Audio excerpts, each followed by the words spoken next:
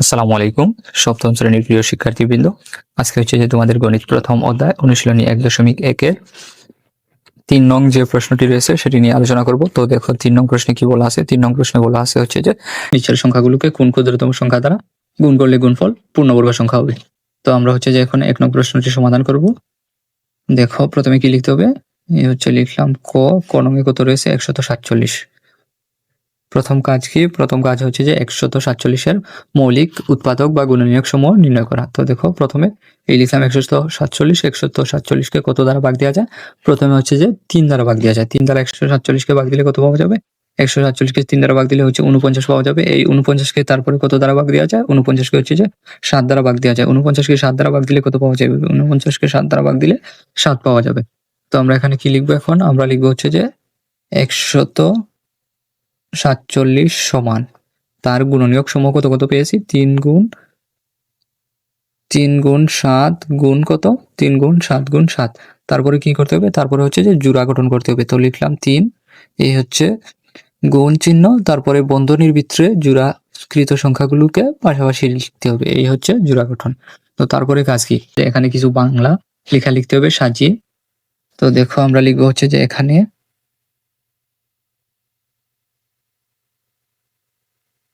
3 যেহেতু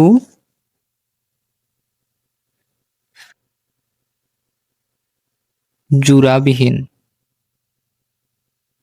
জোড়া এখানে 3 যেহেতু জোড়াবিহীন, 3 যদি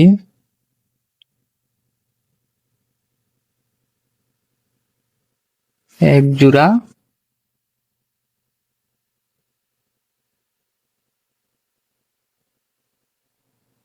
থাকতো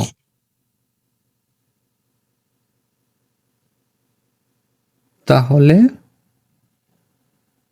সংখ্যাটি কি হতো? তাহলে সংখ্যাটি হচ্ছে যে পূর্ণবর্গ হতো।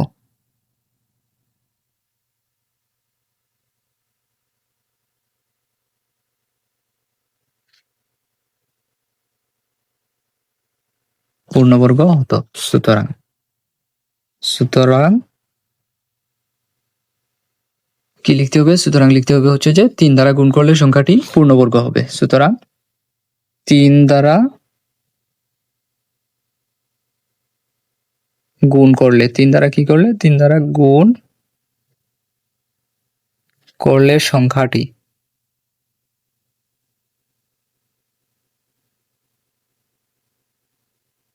পূর্ণবর্গ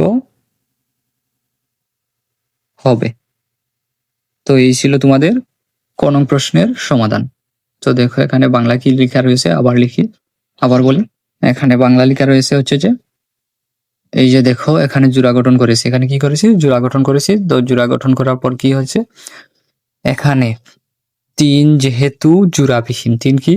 এই দেখো 3 হচ্ছে যে কোনো ধরনের বন্ধনী দ্বারা জোড়া গঠন করেনি, 3 শুধু একাই রয়েছে, আর একটি 3 কিন্তু নেই। তার ফলে 3 কি আছে? 3 হচ্ছে যে জোড়াবিহীন আছে। 3 যদি এক জোড়া থাকতো তাহলে সংখ্যাটি কি হতো? সংখ্যাটি হচ্ছে পূর্ণবর্গ হতো। তো সংখ্যাটিকে পূর্ণবর্গ করার জন্য এখন কি করতে হবে? 147 রয়েছে, 147-কে 3 দ্বারা গুণ করলে সংখ্যাটি কি হবে? 3 দ্বারা গুণ করলে হচ্ছে যে সংখ্যাটি পূর্ণবর্গ হবে। তারপরে দেখো খনঙে কি বলা আছে? খনঙে বলা আছে হচ্ছে যে কত? 384। এই 384-কে কি করতে হবে? 384-কে হচ্ছে যে কোন ক্ষুদ্রতম সংখ্যা দ্বারা গুণ করলে গুণফল পূর্ণবর্গ হবে সেই ক্ষুদ্রতম সংখ্যাটি নির্ণয় করতে হবে। তো এখানে লিখবো আমরা খ, এই হচ্ছে লিখলাম খ। এখানে লিখবো কত? এখানে লিখবো হচ্ছে যে 384। তো দেখো প্রথমে 384-কে কত দ্বারা ভাগ দেওয়া যায়? 384-কে হচ্ছে 2 দ্বারা ভাগ দেওয়া যায়। 2 দ্বারা ভাগ দিলে কত পাওয়া যাবে? এখানে 2 দ্বারা ভাগ দিলে হচ্ছে 192 পাওয়া যাবে। এই 192 কত দ্বারা ভাগ দেওয়া যায়? 192-কে হচ্ছে 2 দ্বারা ভাগ দেওয়া যায়। 2 দ্বারা ভাগ দিলে কত পাওয়া যাবে? 2 দ্বারা ভাগ দিলে হচ্ছে 96 পাওয়া যাবে। এই 96-কে আবার কত দ্বারা ভাগ দেওয়া যায়? 96-কে হচ্ছে যে 2 দ্বারা ভাগ দেওয়া যায়। 2 দ্বারা ভাগ দিলে কত পাবো? 48 পাওয়া যাবে। 48-কে 2 দ্বারা ভাগ দিলে কত পাওয়া যাবে? 48-কে 2 দ্বারা ভাগ দিলে হচ্ছে 24 পাওয়া যাবে। 24-কে আবার কত দ্বারা ভাগ দেওয়া যায়? 24-কে আবার হচ্ছে 2 দ্বারা ভাগ দেওয়া যায়। 2 দ্বারা ভাগ দিলে কত পাওয়া যাবে? 12। এই 12-কে 2 দ্বারা ভাগ দিলে কত পাওয়া যাবে? 6। 6-কে 2 দ্বারা ভাগ দিলে কত পাওয়া যাবে? 3। তো এখানে দেখো প্রথমে কি করেছি? প্রথমে হচ্ছে এই দুই দ্বারা 384 ভাগ দিয়ে 192 পেয়েছি, এই দুই দ্বারা 192 ভাগ দিয়ে 96 পেয়েছি, এই দুই দ্বারা 96 ভাগ দিয়ে 48 পেয়েছি, এই দুই দ্বারা 48 ভাগ দিয়ে কত পেয়েছি 24, এই দুই দ্বারা 24 ভাগ দিয়ে আমরা আবার কত পেয়েছি, আবার হচ্ছে যে 12 পেয়েছি, এই দুই দ্বারা 12 ভাগ দিয়ে কত পাওয়া গেছে 6 পাওয়া গেছে। 6 দুই দ্বারা ভাগ দিলে কত পাওয়া যায় 3 পাওয়া যায়। আমরা এখন কি লিখতে পারি, আমরা লিখতে পারি এখন হচ্ছে যে অতএব 384 সমান 2 গুণ 2 গুণ 2 গুণ 2 1 2 3 4 গুণ 2 গুণ 2 গুণ 2 গুণ কত 2 গুণ 2 হচ্ছে 3। তো দেখো এখানে 2 কতবার পেয়েছিলাম, ঠিক আছে কিনা দেখে নিই। এখানে 2 হচ্ছে 1 2 3 4 5 6 7, তো 7টা 2 রয়েছে এখানে, 1 2 3 4 5 6 7। তো লেখা ঠিক আছে। এখন কি করতে হবে, সংখ্যাগুলোকে পাশাপাশি লেখার পর হচ্ছে যে জোড়া গঠন করতে হবে। তো জোড়া কিভাবে গঠন করতে হবে, সংখ্যাগুলোকে প্রথম বন্ধনী দ্বারা যুক্ত করতে হয়। তো এই হচ্ছে সমান চিহ্ন দিলাম, তো প্রথম বন্ধনী দিয়ে সংখ্যাগুলোকে, এই হচ্ছে এক জোড়া, তারপরে দেখো এই হচ্ছে আরো এক জোড়া, তারপরে হচ্ছে এই হচ্ছে আরো এক জোড়া, তারপরে এই 2 এবং এই 3 কি থাকে, এই 2 এবং এই 3 হচ্ছে যে জোড়াবিহীন থাকে, যেহেতু এই দুইটি হচ্ছে দুই ধরনের সংখ্যা। তো এখানে নিচে কি লিখতে হবে, এখানে নিচে লিখতে হবে যেহেতু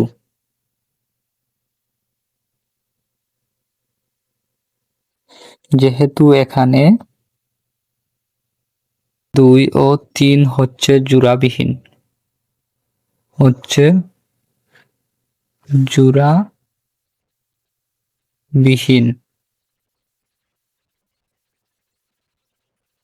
তাই 2 গুণ 3 বা 6 দ্বারা গুণ করলে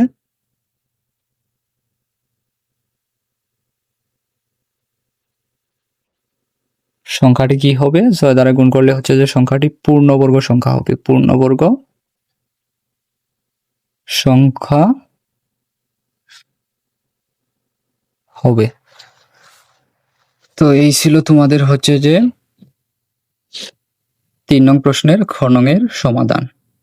তারপরে দেখো এখানে গ নং এ কি বলা আছে, গ নং এ বলা আছে হচ্ছে যে 1470। এই 1470 কি করতে হবে, 1470 কেও কোন ক্ষুদ্রতম সংখ্যা দ্বারা গুণ করলে গুণফল একটি পূর্ণবর্গ সংখ্যা হবে তা নির্ণয় করতে হবে। তো দেখো এখানে গ লিখবো, এখানে হচ্ছে গ লিখবো। প্রথম কাজ কি, প্রথম কাজ হচ্ছে যে 1470 এর গুণনীয়ক সমূহ নির্ণয় করা। তো দেখো 1470 কে কত দ্বারা ভাগ দেওয়া যায়, 2 দ্বারা ভাগ দেওয়া যায়। 2 দ্বারা ভাগ দিলে কত পাওয়া যাবে, 2 দ্বারা ভাগ দিলে হচ্ছে যে 735 পাওয়া যাবে, 735। এই 735 কে কত দ্বারা ভাগ দেওয়া যায়, 735 কে হচ্ছে 3 দ্বারা ভাগ দেওয়া যায়। 3 দ্বারা ভাগ দিলে কত পাওয়া যাবে, 3 দ্বারা ভাগ দিলে হচ্ছে যে 245 পাওয়া যাবে। তারপরে এই 245 কে কত দ্বারা ভাগ দেওয়া যায়, 245 কে হচ্ছে যে 5 দ্বারা ভাগ দেওয়া যায়। 245 কে 5 দ্বারা ভাগ দিলে কত পাওয়া যাবে, 245 কে 5 দ্বারা ভাগ দিলে হচ্ছে 49 পাওয়া যাবে। 49 কে কত দ্বারা ভাগ দেওয়া যায়, 7 দ্বারা ভাগ দেওয়া যায়। 49 কে 7 দ্বারা ভাগ দিলে 7 পাওয়া যাবে। তো দেখো এখানে আমরা 1470 এর গুণনীয়ক সমূহ কত কত পেলাম, বা উৎপাদক সমূহ 2 3 5 7 এবং 7। তো এখন আমরা কি লিখবো, আমরা লিখবো হচ্ছে যে অতএব 1470 সমান 1470 সমান 2 গুণ 3 গুণ তারপরে কত, তারপরে হচ্ছে 5 গুণ কত 7 গুণ 7। তো এখন কাজ কি, এখন কাজ হচ্ছে জোড়া গঠন। তো দেখো এখানে 2 একলা রয়েছে, 3 একা রয়েছে এবং 5 একা রয়েছে। যেহেতু 2 3 এবং 5 একা রয়েছে, তাই এগুলো কোনো ধরনের জোড়া গঠন করবে না, এগুলো যেভাবে আছে ঠিক সেভাবেই থাকবে। তো লিখবো হচ্ছে যে 2 গুণ 3 গুণ কত এখানে 5, তারপরে দেখো 7, এই যে একবার, এই যে একবার, দুইবার রয়েছে। তো দুইটি একই জাতীয় সংখ্যা হলে সেটি কি করে, সেটি হচ্ছে যে একটি জোড়া গঠন করে। তো এখানে লিখবো হচ্ছে যে প্রথম বন্ধনীর ভিতরে 7 গুণ 7। তো নিচে কি লেখা যেতে পারে, নিচে লেখা যেতে পারে হচ্ছে যে এখানে 2, এখানে 2 3 5, যেহেতু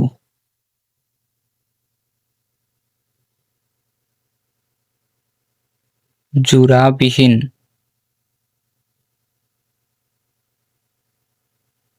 2 3 5 যেহেতু জোড়াবিহীন,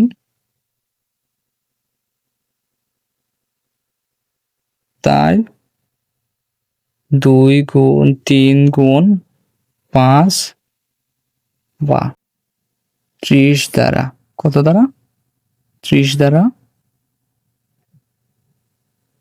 1470 কে গুণ করলে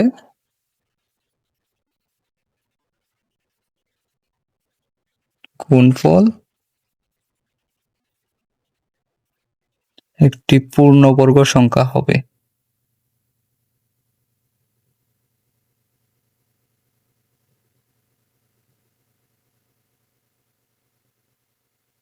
তো এই ছিল তোমাদের 3 নং প্রশ্নের গণঙের সমাধান। তো দেখো আবার যে অঙ্কটি রয়েছে সেটিকে আমি আবার দেখাই। তো প্রথমে হচ্ছে যে কি করা, প্রথম কাজ হচ্ছে যে মৌলিক উৎপাদক সমূহ নির্ণয় করা, তারপরে কাজ কি, তারপরে কাজ হচ্ছে যে জোড়া গঠন। তো দেখো এখানে মৌলিক উৎপাদক সমূহ, এই যে হচ্ছে যে মৌলিক উৎপাদক সমূহ নির্ণয় করেছি, তারপরে এই হচ্ছে যে জোড়া গঠন করেছি, এই যে জোড়া গঠন করেছি, তারপরে কাজ কি, তারপরে হচ্ছে যে কিছু ব্যাখ্যা লেখা। তো ব্যাখ্যা কি লিখেছি, ব্যাখ্যা লিখেছি হচ্ছে যে এখানে 2 3 5 যেহেতু জোড়াবিহীন, তাই 2 3 5 বা 30 দ্বারা 1470 কে গুণ করলে গুণফল কি হবে, গুণফল হচ্ছে যে একটি পূর্ণবর্গ সংখ্যা হবে। তারপরে দেখো যে ঘ নং প্রশ্নটি রয়েছে সেখানে কি বলা আছে, সেখানে বলা আছে হচ্ছে যে 23,805 কে কোন ক্ষুদ্রতম সংখ্যা দ্বারা গুণ করলে গুণফল একটি পূর্ণবর্গ সংখ্যা হবে। তো এখানে দেখো ঘ সমান কত, গ সমান হচ্ছে যে 23,000, কত লিখতে হবে, 23,805। তার কি করতে হবে, প্রথমে হচ্ছে যে মৌলিক উৎপাদক সমূহ নির্ণয় করতে হবে। তো দেখো 23,805 ক্ষেত্রে 23,805 ক্ষেত্রে 23,805 কে হচ্ছে প্রথমে কত দ্বারা ভাগ দেওয়া যায়, প্রথমে হচ্ছে যেহেতু শেষে বিজোড় সংখ্যা আছে তো 3 দ্বারা ভাগ দেওয়া যায়। 3 দ্বারা ভাগ দিলে কত পাওয়া যাবে,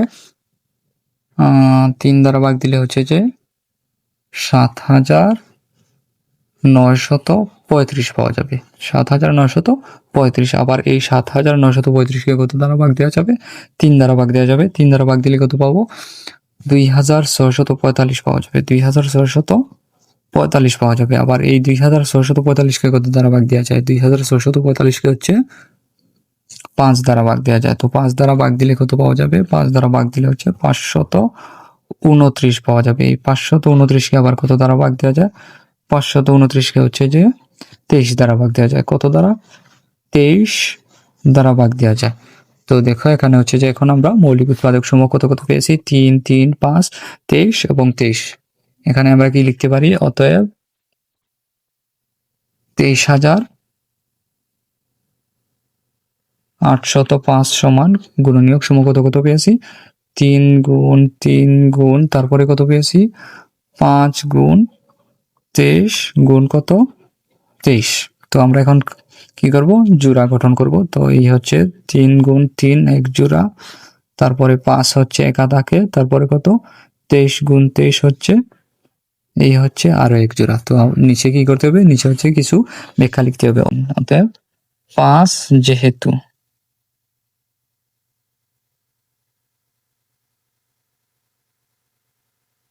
এখানে জোড়াবিহীন,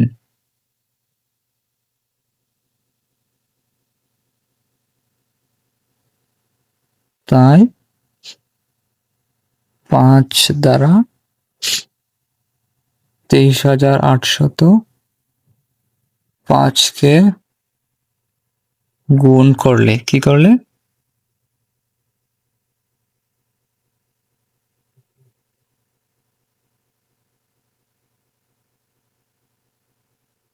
গুণফল একটি